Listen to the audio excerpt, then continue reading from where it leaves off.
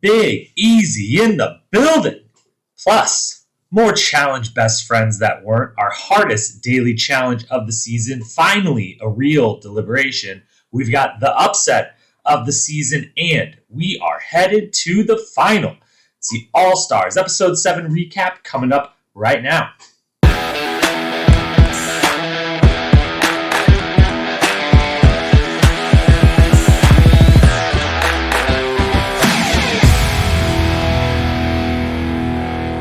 What up, my fellow challenge lovers? Welcome to the Challenge Historian, where we dive deep into all things MTV's The Challenge, past, present, or future. If it's happening in the Challenge universe, then we are here to document it.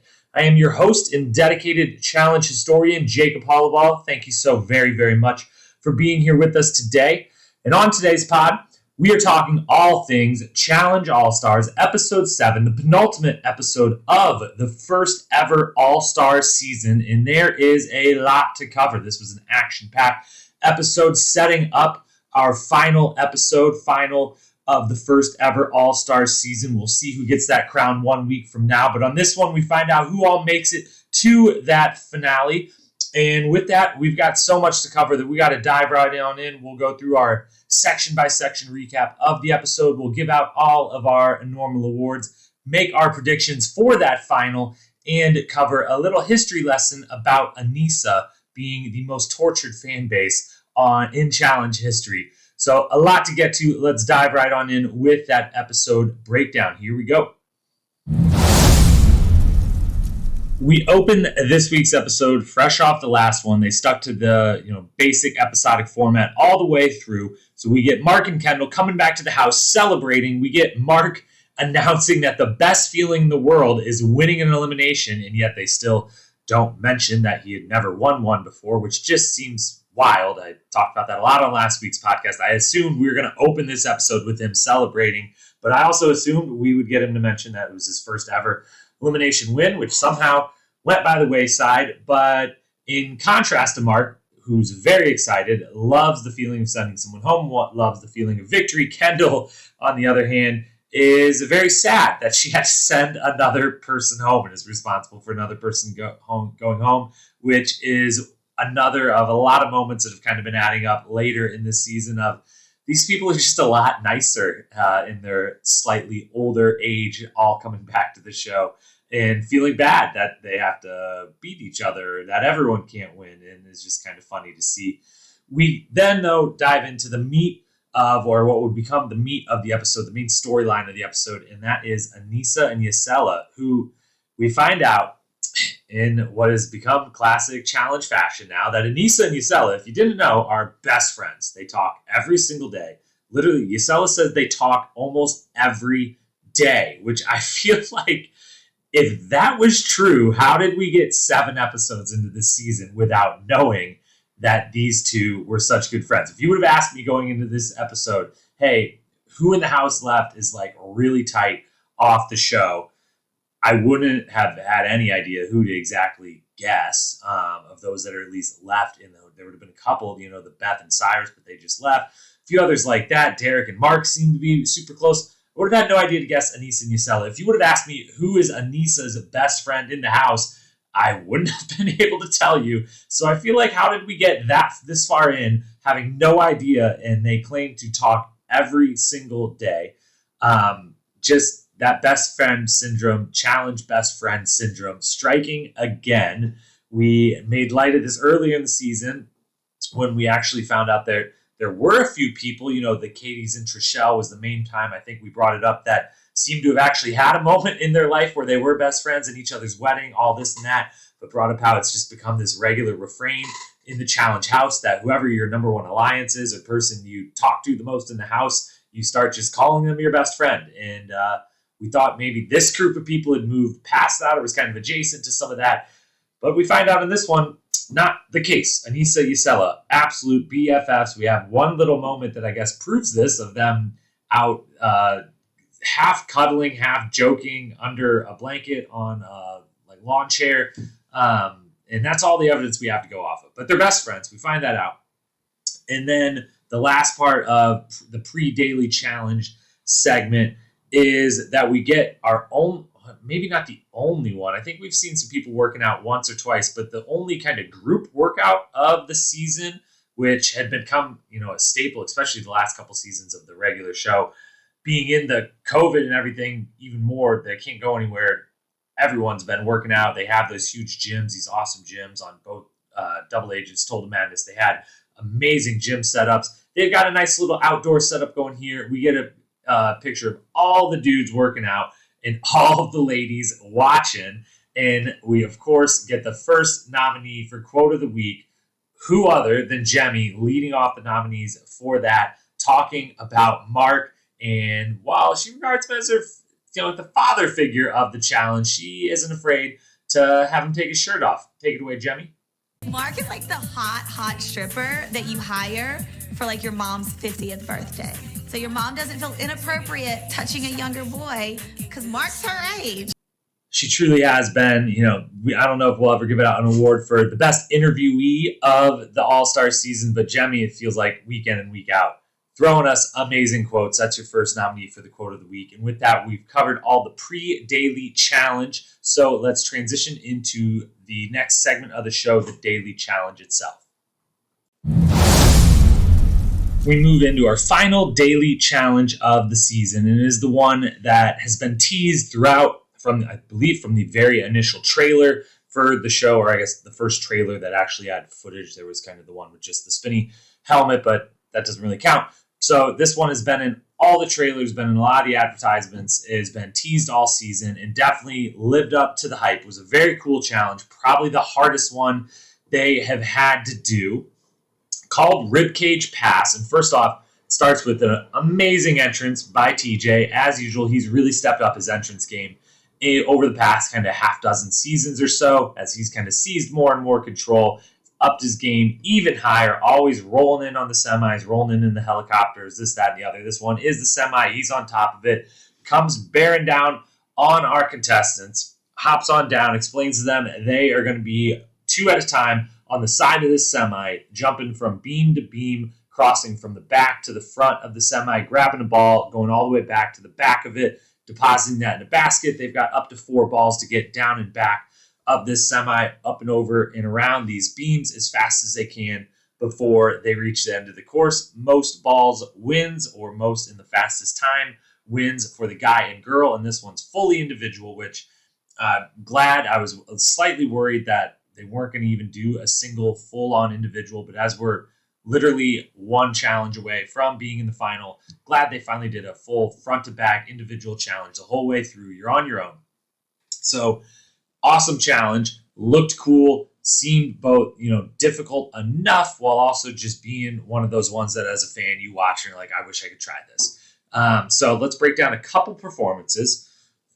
First, those that maybe didn't do so well or as well as we thought. We open with our best friends, Yasela and Anissa, our newly formed and not for long best friends.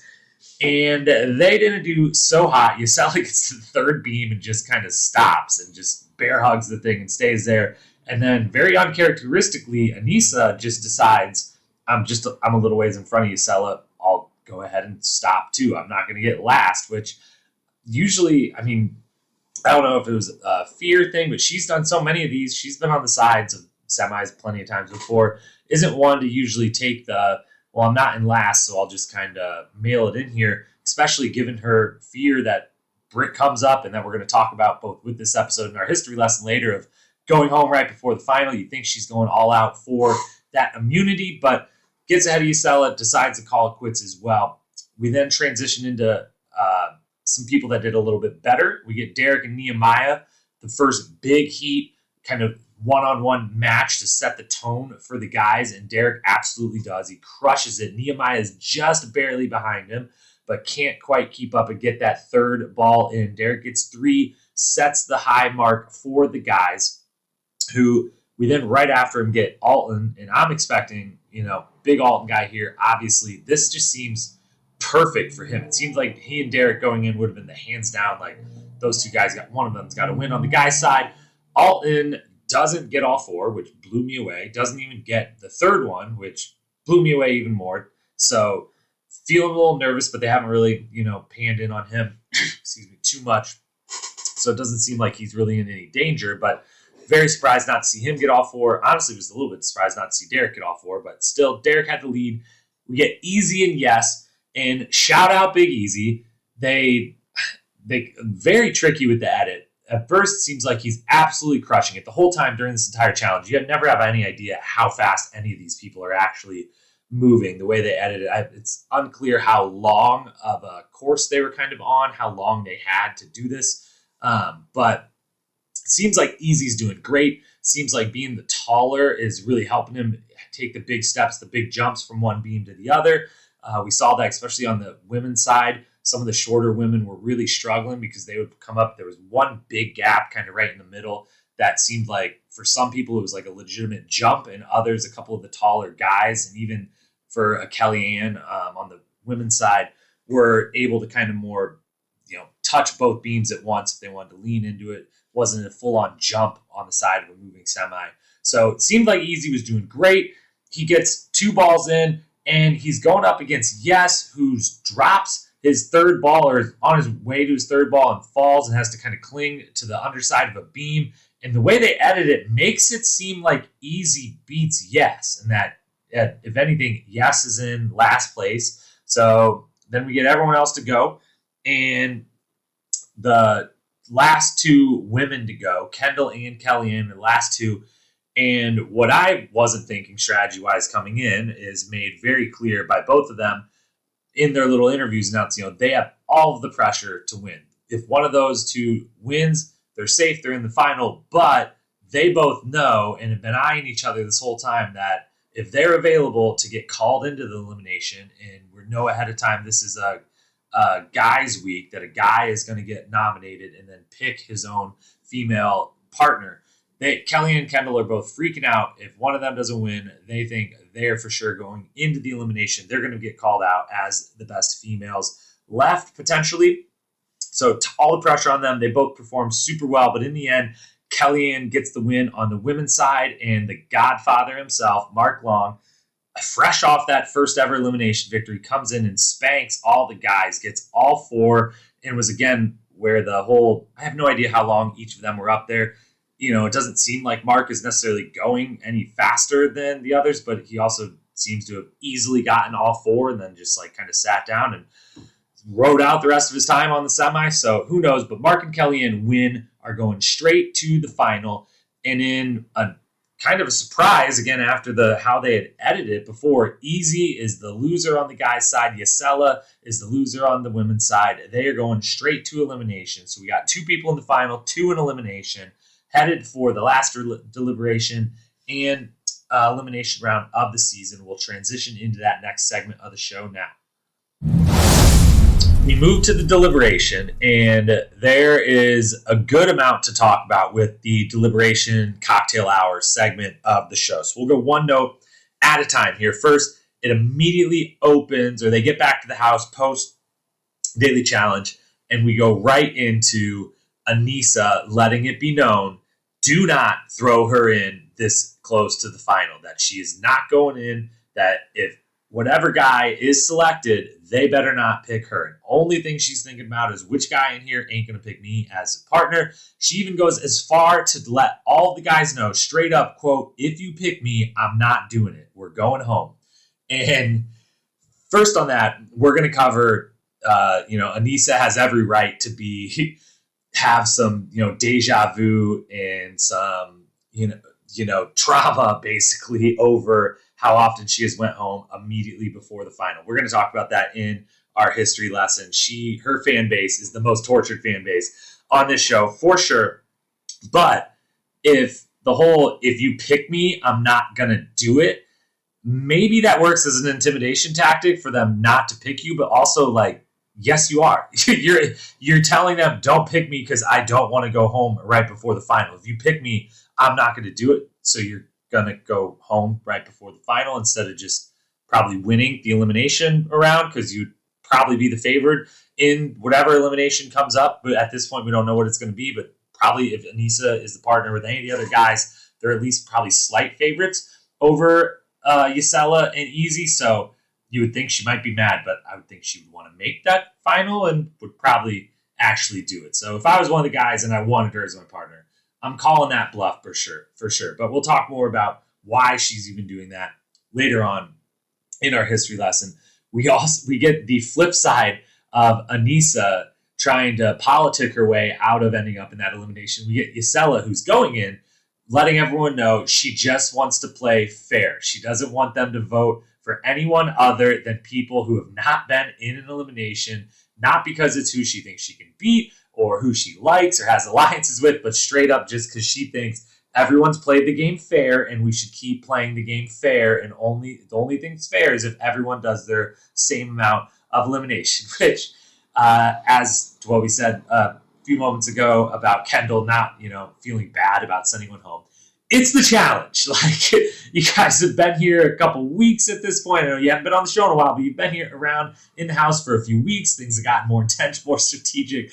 At some point, you got to remember what you're actually doing here. So another funny moment of just these people are trying to be so nice about this now, and the ones that aren't being so nice are kind of the ones that have skated by relatively easily in this game. Looking at you, Jemmy. Then, though, we get to the actual deliberation. They go out and finally, really, we started off the season with multiple deliberations, in a row where people were either just unanimous or we went with, whoever's in the elimination gets to pick and no one has any issues with it, so we throw them in, or people throwing themselves in. We haven't had an actual contentious, don't know who's going to end up getting voted for here deliberation. We finally get one. It's a little bit all over the place. We have some people wanting to honor what Yasela said and only vote for those who hadn't been in an elimination round before. We have others saying, no, we're going straight off who we want, who we don't want in the final, who we think can, maybe be easy, whatever. Eventually, it kind of comes down to Yes and Nehemiah. Yes plays an all-time card that I both laughed at it, but I had to respect the hell out of it, and it seemed to potentially work a little bit. But he comes up with the I wake up every day and make new alliances line, which is just priceless. That I don't have alliances. I don't play with anyone in the house. I don't even have friendships. I wake up and live every day in the moment and make new alliances in the day and, earn your trust, earn your loyalty day to day. It seemed to work, but when it came out, it was just a little bit like similar to Yasela wanting to play fair. It was just kind of like, it's a challenge, dude. Like, clearly they haven't been around in a while, but it works. It gets them enough votes. And with our second nominee for Quote of the Week, we have yet again Jemmy, who not only has given us by far the most nominees for Quotes of the Week over each episode, but almost every single deliberation is the only one who seems to be playing the full strategic game and lets it be known with an amazing quote. So here's Jemmy talking about who and why she bases her votes on. Jemmy. Yes. At this point in the game, I don't care what Yasela wants, what Easy wants, what any of y'all want. I'm not voting for yes. My vote is for Derek. Yasela is my girl, but her opinion does not fucking matter to me. I love y'all. I just love me more, especially when there's $500,000 so very close. There's a reason she never really had to sweat this whole season, got to the final. She's looking out for her, as all of them should be. So hats off to her for having an easy path to the final, or I guess I shouldn't even say easy, for a deserved easy path based off of the strong political game, strategic game that she's playing. We move into the cocktail hour. Nehemiah now going into elimination. The focus turns to who's he going to pick and what kind of game are they going to get. And for some reason, we have Nehemiah talking shit to Big Easy, who's just chilling, living Big Easy style as always, not worried about it. He's going to go in there, try to do his best, this, that, and the other. But Nehemiah talks shit, and thankfully Easy immediately stands up for himself and reminds both Nehemiah and potentially the audience that they've been in an elimination together before, and Big Easy got the best of them. Way back on the Duel, Nehemiah's debut season, those two went against each other in, admittedly, was one of the silliest challenge elimination games ever that they played a bunch on that season. The Duel, they only had the 4 games at each elimination. They picked one and would play it. And I forget the actual name. It was like Count It or something like that. But basically, they bet back and forth, raising each other's bets of how many watermelons they could lift up in a cage, like deadlift in a cage, and hold up for 5 seconds. And they bet higher and higher numbers until one of them said, bet you can't, essentially. And if they could, they went out and easy picked up, I don't know what it was. It was like 75 watermelons or something, and went home. So it was a bit of a silly one, but it was also hilarious. And in the moment, easy won, got the better of him. And Nehemiah, no place to be talking shit versus a guy that has beat you in an elimination before. So we've got that going on kind of on the guys' side of things. But on the women's side of things, cocktail hour is when we lose our best friends. They lasted all of about half an episode, but Yasela and Aneesa no longer are best friends. Yasela thinks Aneesa has stabbed her in the back by not voting for Yes or someone else who hadn't been in an elimination before. And to Aneesa's credit, during this whole part, Yasela keeps throwing around, you've stabbed me in the back, I can't trust you, we're not friends anymore, this, that, and the other. And no one did any stabbing in the back, the front, nothing. Aneesa didn't do a single thing wrong. She just didn't vote for who someone else wanted her to vote for. She was honest about it. She told her ahead of time, that's not how I'm going to vote. I don't know who yet, but it's not going to be who you want necessarily. And she didn't go back on any word. She didn't do anything shady. She didn't lie. She didn't do anything. There was no stabbing. There was no stabbing in the back for certain. So another instance of where just these phrases and, things get thrown around. And sometimes, we want the drama. We like the drama, but let there be a reason for the drama. It's usually better when there's actually a legitimate reason. And this one didn't feel like there was. But either way, our best friends that we had just found out about 20 minutes prior are now, unfortunately, no longer on speaking terms. So it doesn't seem like they'll be doing daily phone calls anymore after this one. But that ends our cocktail hour. We transition here into then the final segment of this penultimate episode, the elimination round. We move into the final elimination round of the season, another dual elimination. And we get there, and before we even get to who Nehemiah picks and the elimination itself, we've got to file one complaint here, and that is we don't get Hall Brawl, we don't get Balls In, we don't even get Reverse Tug of War. The game that we get is a cool game. We'll get to it in a minute, but with the way they started this season, right out the gate, Pole Wrestle, episode 1, and, with the first couple daily challenges being callbacks to some classic daily challenges, it really felt like they were the same as they had, the All-Stars for the cast, that they were going to do the All-Star competitions of, the best of the best, the most memorable, the most fun, and especially kicking it off with pole wrestle and having it be such a good pole wrestle and a brutal pole wrestle. It felt like at some point we were seeing those halls during this season. I thought they were going to do it. I understand why they didn't, at least I understand why they didn't do Hall Brawl necessarily. I'm sure some of these people signing up might even have asked the question, are, at 40, 45, 50 years old, am I going to be putting on football pads at some point? Coming in here, maybe not wanting to do that, maybe not wanting to put people through that. I get it. But I thought for sure coming into this final elimination that if we didn't see Hall Brawl, we would see Balls In. And at worst case, we'd see some version of a Reverse Tug of War. None of those. So a little bit bummed out by that. I kind of wish they would have went with that. I really felt like, if they were going to do multiple of these seasons of All-Stars, that, there almost should have just been a set.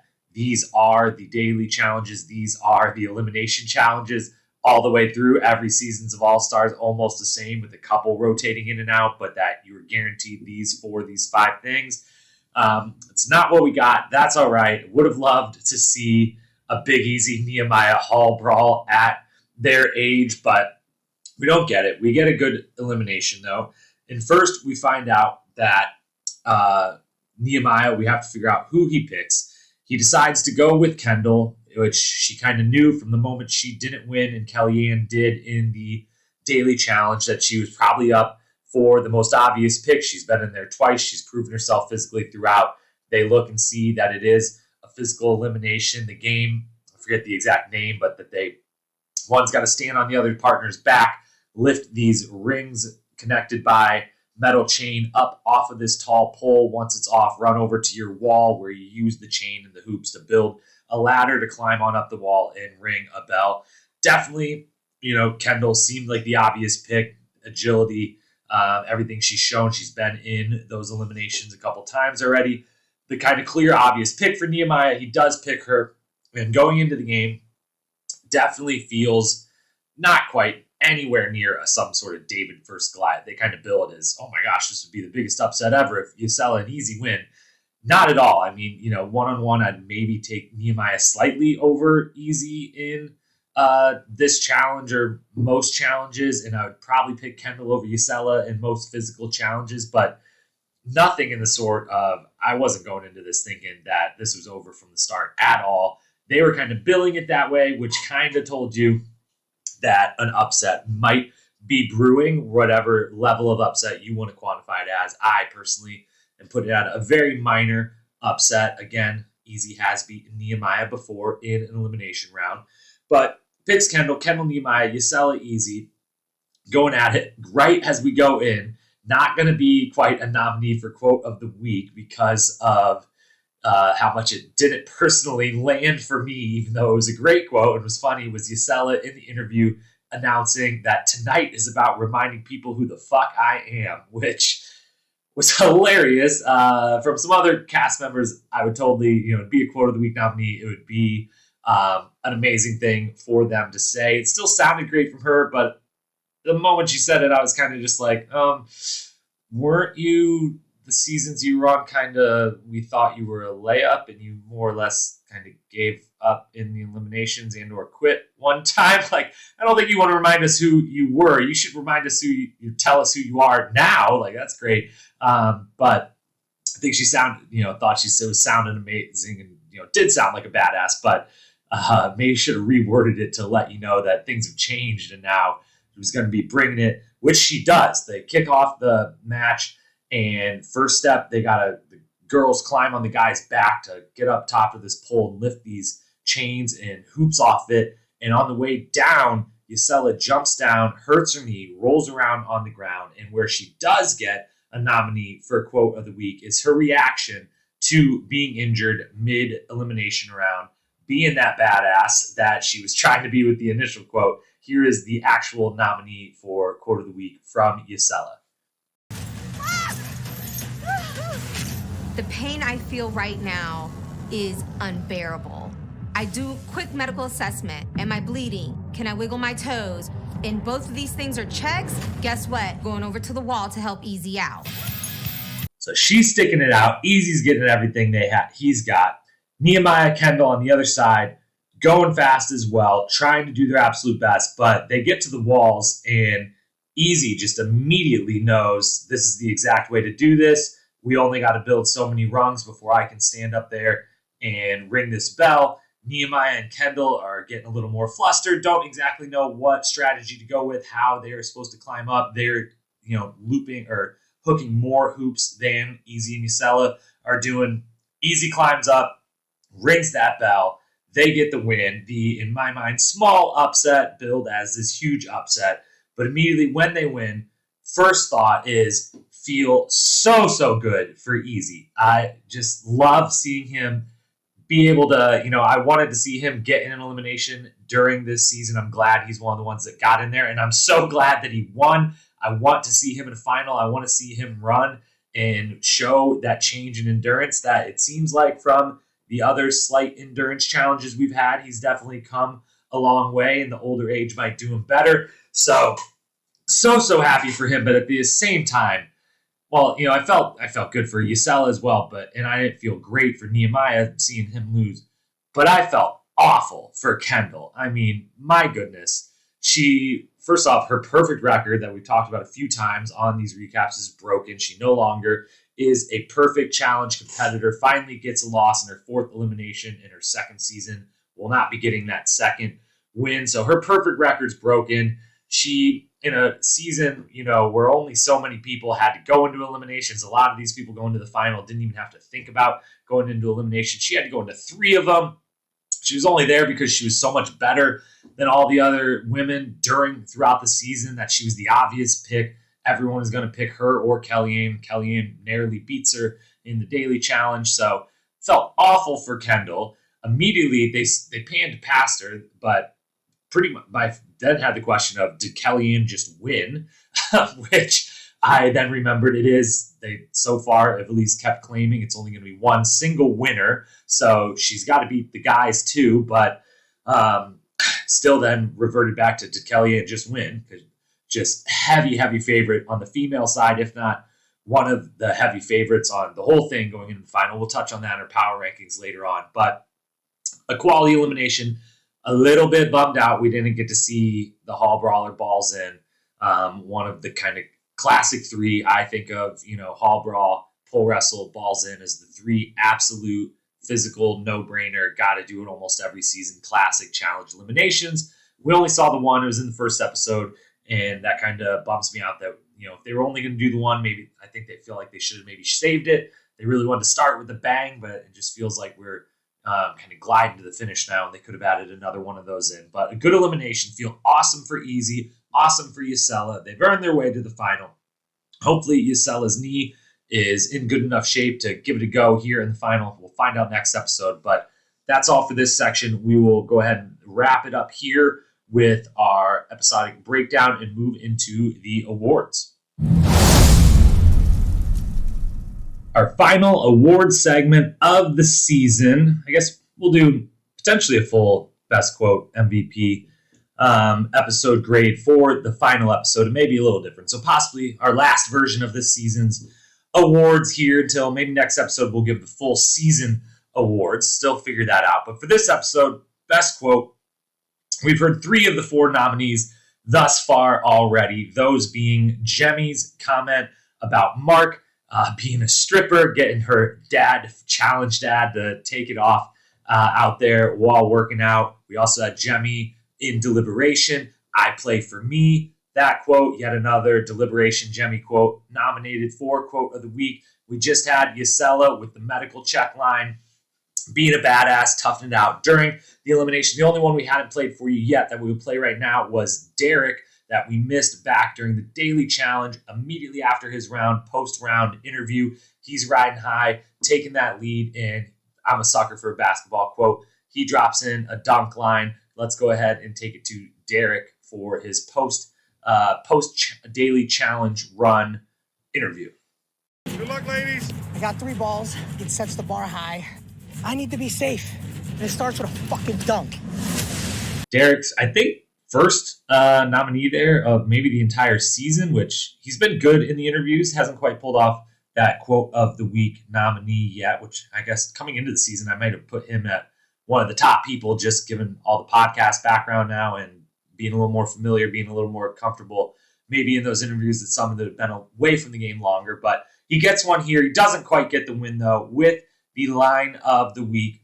We are going with our girl, Jemmy, yet again, getting another quote of the week win. We'll play it one more time for you. She had 2 nominees going with her line about challenge dad Mark and his stripper tendencies. Take it away, Jemmy. Mark is like the hot stripper that you hire for like your mom's 50th birthday. So your mom doesn't feel inappropriate touching a younger boy because Mark's her age. So that's your final quote of the week. As far as episode MVP, there can only be one option. That is my guy, Big Easy, doing it Big Easy style. Should be noted, night before his elimination, still enjoying cocktail hour. My guy always living Big Easy style. Give him points for that, for winning the elimination, for honestly doing well in the daily challenge. I mean, he got pretty far. Again, it seemed like he maybe even got further than yes. But regardless, all the guys did well enough that even he doing well ended up in last. But definitely the MVP of this episode. This was the easy episode. There wasn't even really another good option. I mean, Anissa and Yasela were kind of carrying the main storyline of their relationship. But again, because it was this whole, oh, we're best friends. Oh, we're not best friends anymore. We've seen that too many times now. And just isn't going to get you that many votes in the MVP case. So easy, Big Easy, Eric Banks bringing home the MVP of this episode. As for our power rankings, and I guess at this point, straight up predictions for next week's final. We're going to give a top 5. This is officially who's winning the final. We watched the trailer. We've seen some clips. It does look like, it looks like a more or less traditional final. There, we saw them kayaking at some point on water. That's kind of always a staple, or has become a staple of the finals. We saw a lot of running. We saw biking. I think we saw eating in there. It seemed like there was a lot of sections, like this thing's going to be fairly long. So with all that, or that little bit of knowledge from that of what we think is going to happen, I'm going to give you my top 5 prediction. This is the order of people I think are going to win this. Number 1, moving into the number 1 spot for the first time and just changing completely. Previously, number 1, Darrell, you're not going to find on this list. While I think it's a big fake out in the edit for that trailer for next week's final episode, they try to edit it where they show you someone with his back turned to you, leaning over, throwing up, laying on the ground as Darrell gives a quote in the background. That's a total fake out. That's not Darrell on the ground. I'm almost confident. But he doesn't even make my top 5 anymore. My number 1 is Derek. I think Derek's winning this hands down. Just off the glimpses of what we saw for the final, I think he's going to have the well-rounded, can do it all. The only thing holding him back being if he has to do the puzzles on his own, but it did look like they might be pairing up for portions of it. And in the past, when they've done the kind of pairs, individual, usually they had a pair there for the puzzle, except for the very final puzzle, which, as I'm saying this out loud, I just realized they're definitely, if there's only going to be one winner and it's guy-girl, only one winner, they're probably going to have to do it same style as they did on Vendettas, which was Vendettas was the first time they ever had just one single winner. They did it again on War of the Worlds, but the way they did it on Vendettas was they got to the very, very end, 2 guys, 2 girls left as they whittled it down, and then the final thing was just those 4 people do a big puzzle. Cara Maria beats Zach by a hair and wins the first ever single one-person-only championship. And realizing that there's a good chance that's what they're going to have to do with this, I'm completely rethinking putting Derek at first, because I don't think he's going to be able to do a big, impressive puzzle on his own faster than some of these else. So scratch what I just said. Derek, no longer number 1. We're going to bump him down. We're moving Kellyanne to the top spot. Kellyanne wins it. She was going to be my number 2. Now, considering how this is going to have to end, though, she moves up to number 1. Perfectly well-rounded player in this. She's going to be able to run. I believe she's been able to eat well enough in the past. Can expect her to be fine athletically. I don't know if she bikes or kayaks, but should be able to do that no problem. Think she's got the endurance. Think she's got whatever strength they're going to need, and think she's got the puzzle side down. She's now moves from number 2 to number 1. I put then Yes, and this makes me even feel better about this for the first time in the power rankings. Yes, at the number 2 spot, mainly because of the puzzle factor. It seems like my guy, I mean, it was the math thing early on in the season, but it seems like overall he's just, thinking on a slightly higher level than a lot of the other folks here, and is going to be able to whip through those puzzles. I guess he actually didn't get the puzzle right on the challenge a couple episodes ago where they had to do it, but he was one of the ones that thought he got it right and that I thought got it right from viewing his puzzle. But he's number 2. I think he's going to be able to handle all the running perfectly fine, as long as there's nothing super strength based, depending what they have to carry. If it's body weight based in the past, usually if they got to carry something in the final, it's based on their body weight to what they're carrying, not necessarily, hey, everyone just carries a 100-pound log or whatever. So if that's the case, I think he can carry anything. He's got the running. He's got the puzzles. Kellyanne, then Yes. Then I've got Mark, Jemmy, and I'll keep Derek in the top 5, because I think outside of that very final puzzle, or potentially what I'm thinking might be a very final puzzle now, he's still up there. But the Godfather, he's been training for this. He's been pushed for this. This is everything he wants. He wants to win this season as much as he tried to stay in the background, make sure this wasn't just all about him. I think he wants it to be all about him in the end. Why wouldn't he? He put it all together. He wants to get that win. He wants to keep building that legacy. And he is the one that definitely wants to make the jump. Whether he hasn't said it 100% directly, he said maybe the full cast sometime down the road can make the jump back into the regular game. He's the one that wants to prove himself and get over to that regular game for sure. So he's at my 3rd spot, I guess. Jemmy at my 4th spot. I think out of the women, she's going to have the most endurance. She's going to be, if there is any strategy as far as picking partners, maybe some sort of being able to dole out, time penalties or anything to other teams, she's going to be the one thinking the most ruthlessly. I think she can handle all the physical side of whatever they're going to have to do. She's my number 4. Derek's my number 5. Those are the predictions. That's the final power ranking. Kellyanne, yes. Mark, Jemmy, Derek. With respect to Darrell, I don't know. I honestly can't even explain why for the last 2 weeks I've been saying Darrell's going to win. I've just got a feeling, but that feeling just completely went away, and I don't know why. But don't think Darrell. I hope he proves me wrong. I would love to see Darrell win. I don't know what it was. I just had such a strong feeling of this is just Darrell's in the bag. Just the exact amount of interviews and storylines he was on the periphery of, a part of, even though he wasn't a part of it. It seemed like they were just trying to keep him involved, even when he wasn't involved because of where it was going to maybe end up.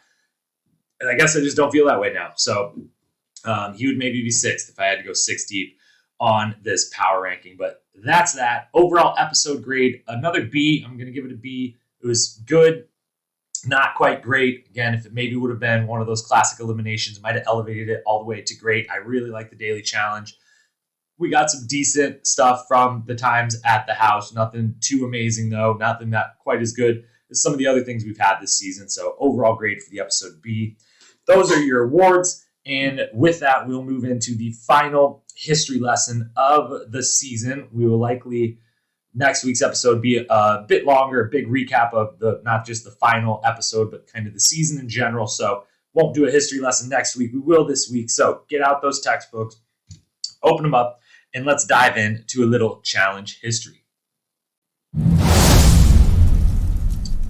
All right, final history lesson of the season, and we're talking Aneesa specifically, and we're talking about Aneesa and mostly her overall challenge resume, but specifically how tortured she has kind of been as far as how close she gets to the finals without actually making it. It was referenced here being the last elimination of the season. She didn't want to go in. It was referenced. They showed a couple different clips of her losing right before the finals, but they didn't give the full stats on it. So we went back and pulled up her season by season breakdown to walk you through it. The way I like to think of this is, with major sports teams, let's take the NFL or football, for example. We talk about tortured fan bases whose teams have, haven't won a championship in so many years, haven't even been to the playoffs in so long, or maybe they've gotten to one exact point and lost over and over. So like in football,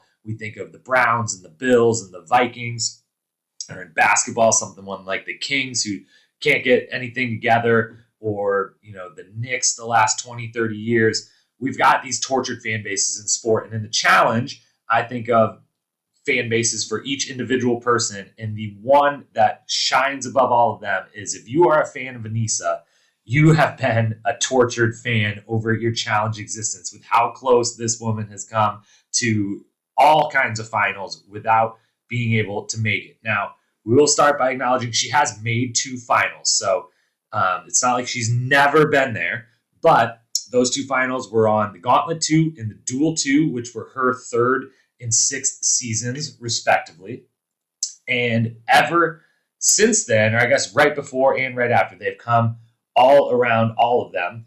But she has come so close in so many of her seasons. She's done 14 total seasons, has those 2 finals appearances in seasons 3 and 6 of hers, respectively. But let's go over, she has lost on the last elimination before the final 4 times, which I believe is a record. It's hard to calculate that for every single person ever, but as far as people who, I've kind of run through anyone that's been on the show enough times for that to even come into question. And I don't think anyone comes close to 4 times going home right before the final challenge. And then she's got 2 other times where she went home second to last. So we'll run through each one. First, the Duel. She goes home on the last elimination before the final. And that one, worth saying, Aneesa does not have a win even in either of those 2 finals that she was in.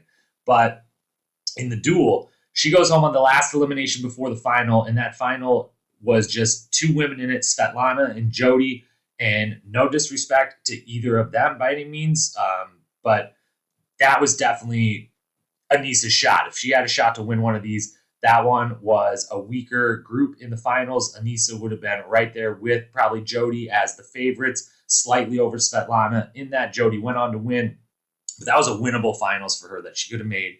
and there weren't a lot of those necessarily to go around. So that one really, really hurt early in the career, though. Then we got the Inferno 3. She goes home the last elimination before the final, and that was one her team won the final. She was the last person eliminated on a team that won, and her being on it wouldn't have changed anything, certainly for the negative, maybe a little for the positive. They didn't need any more for positive. They won fairly easily, so could have got a win there. Rivals 2, her and DM, her partner, go home the last elimination before the final. It was a stacked final. No one was beating Emily Schramm and Paula Walnuts, but could have easily got a second place there. Then on Battle of the Bloodlines, yet again, goes home last elimination before the final, 4th time. And after that, we get two most recent seasons of the main show, Total Madness and Double Agents.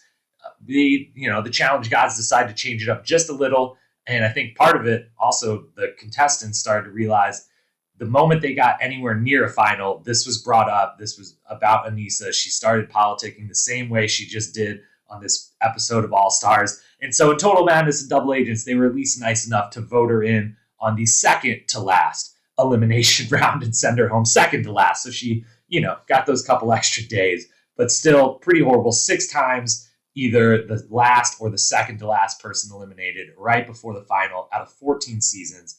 That is just brutal.